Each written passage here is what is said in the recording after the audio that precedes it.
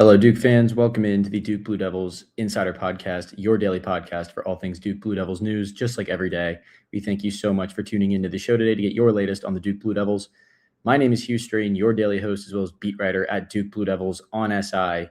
Happy to chat with you guys today, as well as every single day about the Blue Devils. This day might be a little different, not just for this show, but for Duke fans everywhere. The Duke Blue Devils have pulled off potentially the biggest collapse in the history of college basketball and arguably the worst loss in the history of the Duke basketball program, as Duke folded a once 19-point lead to 2-seed UConn in the Elite Eight to ultimately fall to the Huskies 73-72 in about as heartbreaking of a fashion as it possibly gets. In my near 22 years of life, I have genuinely never been truly speechless before this moment. But you don't really have the words to say. It's still very fresh after this loss when this podcast is being recorded. Truly, arguably the worst collapse in the history of the sport from the Blue Devils, and one that felt impossible to actually do. I think a lot of Duke fans kind of entering with that halftime 15-point lead and saw UConn kind of creeping back throughout that second half. I think a lot of Duke fans around the country, myself included, started, getting those thoughts of last season against Houston in the Final Four, thoughts of Texas Tech earlier in the season, thoughts of North Carolina earlier this season, just the collapse after collapse after collapse after collapse. Those thoughts start creeping in. You wonder if the Blue Devils are going to do it again for the second season in a row in the second weekend of the NCAA tournament. And regardless of if those thoughts were creeping into Duke fans' heads during that game at any point, I don't think anyone could have imagined just how tragically that contest would end, especially in a loss for Duke in a game where for the first 20 minutes, it looked about as in control as it possibly could.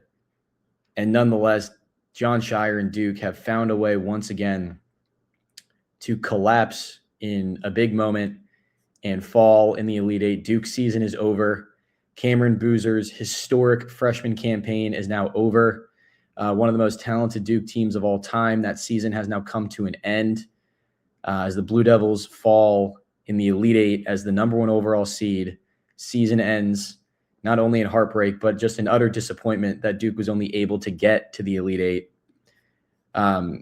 So Duke fans know how this happened, but we're going to run through it anyway. I can't imagine most Duke fans watching the show did not watch that game and don't still have that moment fresh in their minds. But Duke held a 72-70 lead with 10 seconds to go, pretty much on the dot, after Silas Demery hit a free throw for UConn. And UConn was making a push. Felt like they were going to be in it, but his first missed free throw, it felt like Duke was in control. Duke was up 2, just had to inbound the ball, essentially get it above half court, break one trap, and just wait to be fouled. And Duke did that successfully. It got the ball in bounds. It broke one trap. It got to Caden Boozer just before half court. And at that point, there's about 7 seconds left on the clock, 6 seconds left on the clock. And really all Caden Boozer had to do was hold it. Obviously, you had to hit him, at least one of them. But then if you hit one, that gives Duke the option to foul up 3. And obviously, you throw it in the air, you throw it, you do something with it, hold on to it, whatever it might be. But freshman Caden Boozer makes a freshman mistake. He tries to essentially sort of float it over a UConn defender's head and find Pat Gungba, who was above half court. Pat Gungba had been struggling extremely from the free throw line over Duke's last 2 games. He went 1 of 6 against St. John's in the Sweet 16. Caden Boozer, just kind of a panic mistake. Jon Scheyer said after the game he was ready to call timeout, but nonetheless gets tipped. Ball gets its way back into UConn's hands. It eventually finds freshman Braylon Mullins, who shoots it from the logo from near half court, and it goes about as pure a shot as we had seen all night to give UConn a 73-72 lead and the eventual victory. It's the kind of thing you can't really make up. UConn went 5 of 23 from 3-point range on the night. It went 1 of 18 or 1 of 11 in the first half. And at the end of the day, that's all that matters. So this is now the second season in a row that Duke has collapsed, not only at all, but in historic fashion in the NCAA tournament. So in 2024 or 2025, I apologize, it was more of the same thing. In the Final Four against Houston, Duke held a 66-59 lead with 1:14 to go en route to going to the national championship game for the first time since 2015. Duke was then outscored by Houston 11-1 over the final minute and 14 seconds to choke that game. And with that loss, Duke became the first team in the history of the NCAA tournament to have a higher field goal percentage, more free throw attempts, more assists, more steals, and fewer turnovers than its opponent and lose the game. Before Duke's loss last season, programs that checked all of those boxes were 335-0 in the NCAA tournament. And a lot of the numbers are really exactly the same from Duke this year. But Duke went into the halftime locker room with a 44-29 lead. And previously, teams, 1 seeds in the NCAA tournament who entered the halftime locker room with at least a 15-point lead were 134-0. They are now 134-1. Just the kind of thing you really can't make up. It's hard to really kind of break it down because it doesn't feel like there's too much to break down in some ways, as strange as that sounds. Duke defended well for the entirety of the game. It matched UConn's physicality. It controlled the tempo. It shot efficiently from the floor. It moved the ball well. It took solid care of the basketball for the most part. It got contributions from a ton of different ways. Cameron Boozer went for 27, 8 rebounds, 4 assists.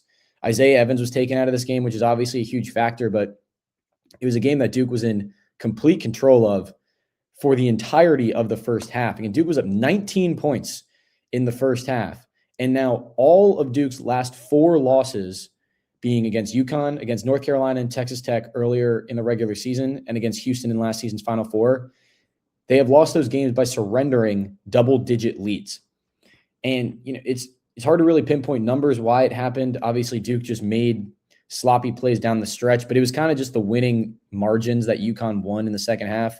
UConn outscored Duke 16-0 in 16-0 in points off turnovers in the second half, 10-2 in fast break points, 8-2 in second chance points.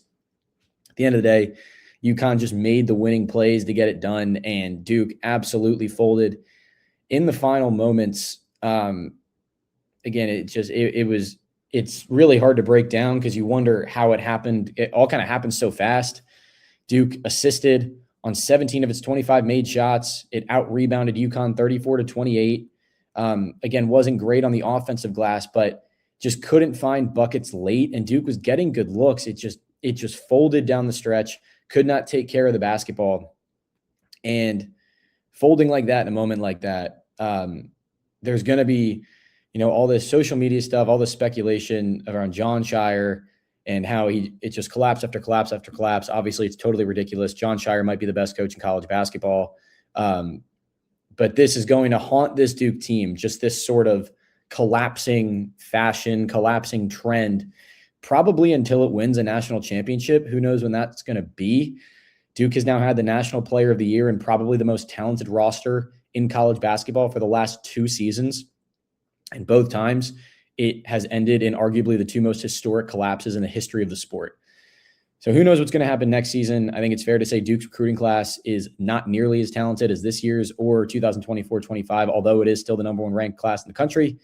I think Duke's current team has a lot of interesting decisions left on its roster of guys who could potentially leave, hit the portal, or come back.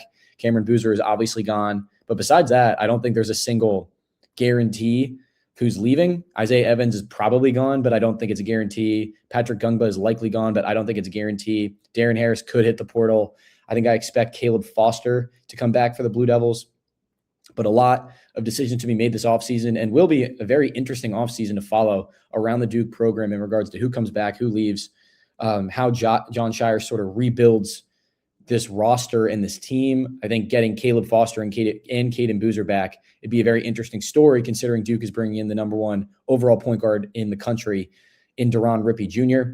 So a lot to fix this offseason, a lot to rebuild. Nonetheless, Duke has now fallen in the Elite Eight, one of the most historic collapses in the history of college basketball. Duke's season is now over. That is going to do it for us here today at the Duke Blue Devils Insider Podcast. Just like every day, we thank you so much for tuning into the show today. Make sure to check us out at si.com/college/Duke every single day to get your latest on the Blue Devils. My name is Hugh Strain, your daily host, as well as beat writer at Duke Blue Devils on SI, and I'll see you tomorrow.